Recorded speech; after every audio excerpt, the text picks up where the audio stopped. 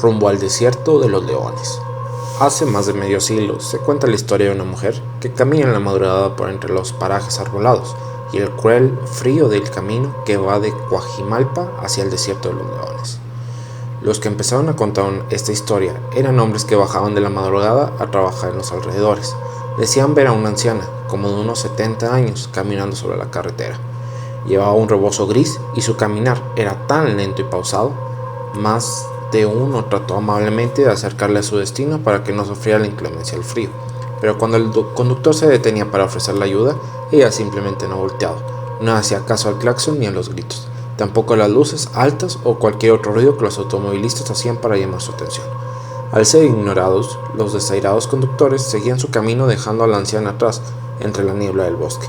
Pero una vez que empezaban a olvidar el incidente de la anciana, algo sorprendente le sucedía, pues tan solo 1 kilómetro más adelante, creyéndose lejos de ella, la volvían a encontrar. Por el contrario, a medida que avanzaban más, la veían de nuevo, y cuando más ya la tenían por perdida, otra vez reaparecía misteriosamente. Varias personas tuvieron la misma experiencia, pero solo la contaron a sus parientes más cercanos, por temor a que le creyeran locos. Sin embargo, pasó a ser una tradición oral que se convirtió en leyenda. Muchos años después, cuando la leyenda casi se había olvidado, una familia compró una casa en los alrededores del lugar donde sucedían las apariciones de la anciana. La familia estaba conformada por los esposos y 3 hijos pequeños entre 7 y 12 años. Poco tiempo después de mudarse de ese lugar, el esposo, al salir para su trabajo, vio a una anciana atrás de la puerta de su casa y, como las demás personas que la habían visto, sintió compasión y se ofreció a llevarla al lugar donde ella indicara.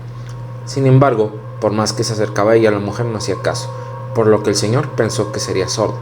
Cierto día, antes de sacar el auto, el señor la siguió por el camino intentando ver su cara para comunicarle con señas su propósito.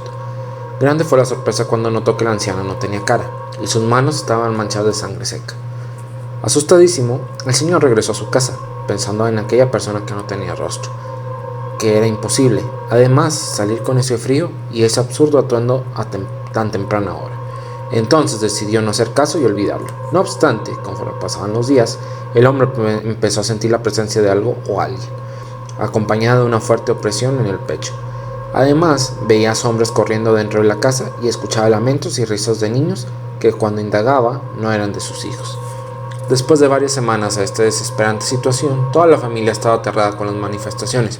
Incluso estas llegaron a ser tan fuertes que, más de una ocasión, los niños más pequeños amanecían con rasguños en los brazos, los cuales aparecían de una manera inexplicable.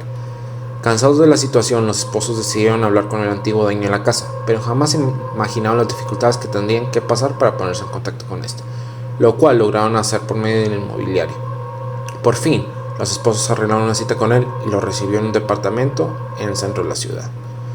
Una vez que le expusieron su angustiante estado, este le contó, lleno de remordimientos, que él había pasado las mismas cosas cuando todavía vivía en ese lugar, y le narró la historia de la anciana, la cual había escuchado de boca en boca de una vecina, también muy anciana de esa época.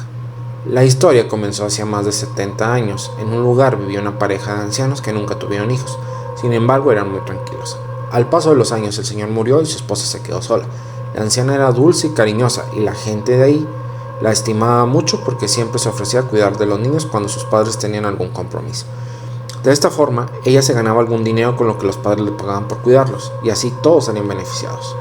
Un día, mientras cuidaba a los 2 hijos pequeños de una de sus vecinas, la mujer enloqueció y, en su delirio senil, imaginó que los niños eran malignos y los mató con un cuchillo extremadamente afilado que guardaba para degollar conejos. Los gritos de los niños pidiendo auxilio se escuchaban por el vecindario, pero cuando llegaron a rescatarlos, la mujer ya los había asesinado, para después matarse a ella misma cortándose el cuello. Aquella casa era un río de sangre. La noticia corrió rápidamente por el lugar. Autoridades clausuraron la casa de la anciana por mucho tiempo. Sin embargo, los vecinos aseguraban que por las noches su alma caminaba entre los pasillos y hacia la carretera donde buscaba un médico para que curara a los niños que ella misma había matado. Los esposos, aterrorizados, después de escuchar los hechos tan terribles, vendían nuevamente la casa. Al fin se sentían aliviados por deshacerse de aquel espectro tan terrible. Desde entonces la casa ha permanecido sola y perdida entre la espesura del bosque, la casa que es mejor no llegar a conocer jamás. Incluso hoy en día, según la leyenda, Cuando atraviesas por fuera de la casa, que aún está abandonada, se comienza a escuchar los lamentos de la anciana, los gritos de los niños y el sonido de la sangre que ella derramó goteando lentamente sobre el piso de la madera. Y si te acercas a la casa, se dice que puedes ver la cara de la anciana asomada por las ventanas, cuando menos te lo esperas. Lo peor es que el espectro no se queda dentro de la casa, sino que sale a pasear por los caminos y la carretera, ya sea de madrugada o de la noche, cuando la neblina es más espesa.